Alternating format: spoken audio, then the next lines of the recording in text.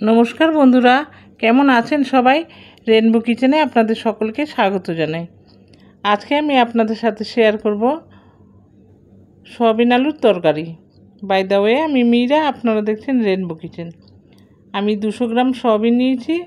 সয়াবিনটা ভালো করে ধুয়ে আমি সেদ্ধ করে নিয়েছি। এবার আমি একটা মশলা করব। আমি একটা মিক্সির জার নিয়েছি, তাতে দিয়ে দিলাম হাফ ক্যাপসিকাম আর একটা টমেটো। এটা আমি মিক্সি করে নেব। ক্যাপসিকাম দিলে খুব সুন্দর একটা ফ্লেভার হয়, সেই কারণেই আমি ক্যাপসিকামটা দিলাম। এবার আমি একটা কড়াই বসিয়েছি, কড়াইতে দিয়ে দিয়েছি সর্ষের তেল। তেলটা ভালো করে গরম হলে আমি আলুগুলো ভেজে নেব। আমার রেসিপিটি যদি আপনাদের ভালো লাগে তাহলে লাইক, কমেন্ট, শেয়ার করবেন। আর নতুন বন্ধুদের বলছি, প্লিজ সাবস্ক্রাইব করে আমার পাশে থাকবেন।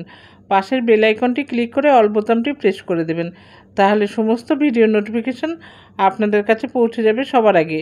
আর পুরনো বন্ধুদের অনেক অনেক ধন্যবাদ আমার পাশে থাকার জন্য। দেখুন, আমি একটু লবণ আর একটু হলুদ গুঁড়ো দিয়ে দিলাম। তারপরে আমি আলুগুলো ভেজে নেব।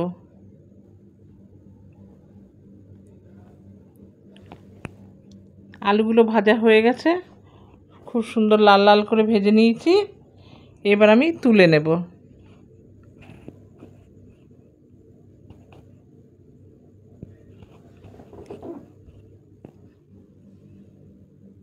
খুবই কম তেল মশলায় আমি রান্নাটা করব।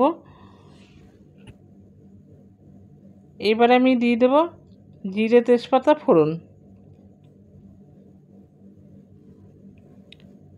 ফোড়নটা থেকে ভালো সুগন্ধ বেরোলে আমি যে মশলাটা মিক্সি করে রেখেছি সেই মশলাটা দিয়ে দেব।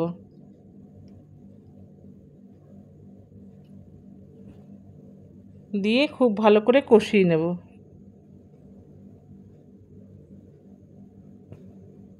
এবার আমি দিয়ে দেবো আদা আর কাঁচা লঙ্কার পেস্ট।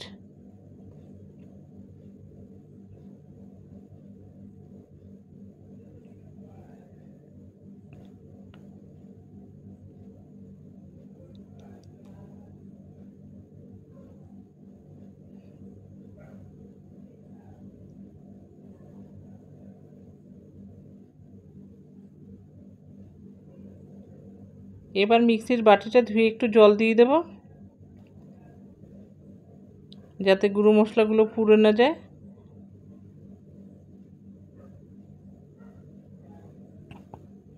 এবার দিয়ে দিলাম হলুদ গুঁড়ো,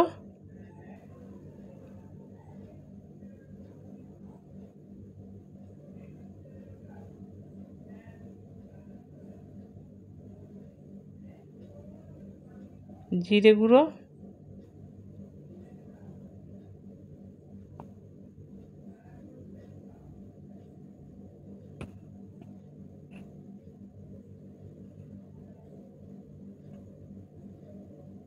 কাশ্মীরি লঙ্কার গুঁড়ো,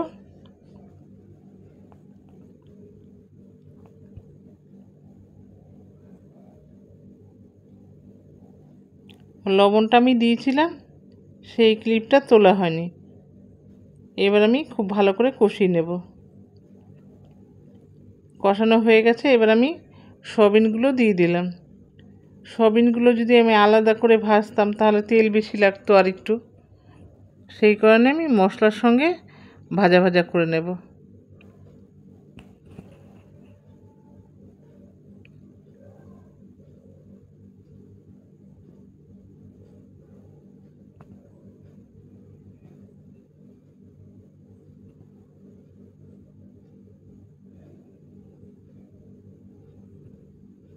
সয়াবিনটা খুব ভালো করে ভাজা হয়ে গেছে। এবার আমি ভেজে রাখা আলুগুলো দিয়ে দিলাম। আলুগুলো দিয়ে আমি খুব ভালো করে কষিয়ে নেব।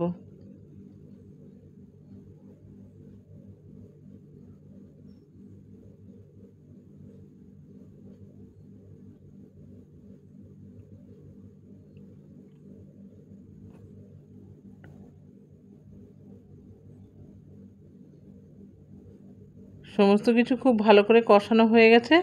এবার আমি দিয়ে দেব জল।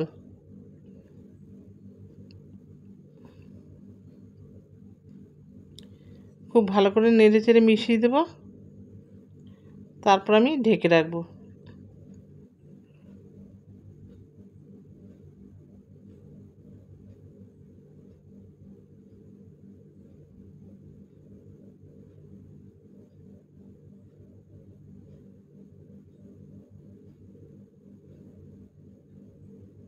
দেখুন ফুটে গেছে তরকারিটা।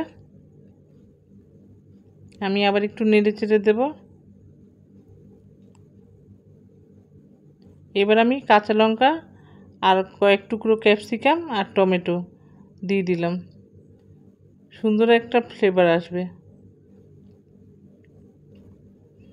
দিয়ে আমি আবারও ঢেকে রাখবো।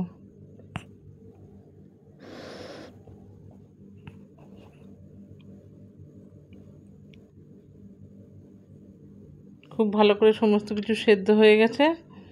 এবার আমি দিয়ে দেব গরম মশলা গুঁড়ো। আপনারা চাইলে একটু ঘি দিতে পারেন, আমি কিন্তু দেইনি, কারণ আগেই বলেছি খুব কম তেল মশলায় আমি রান্নাটা করব।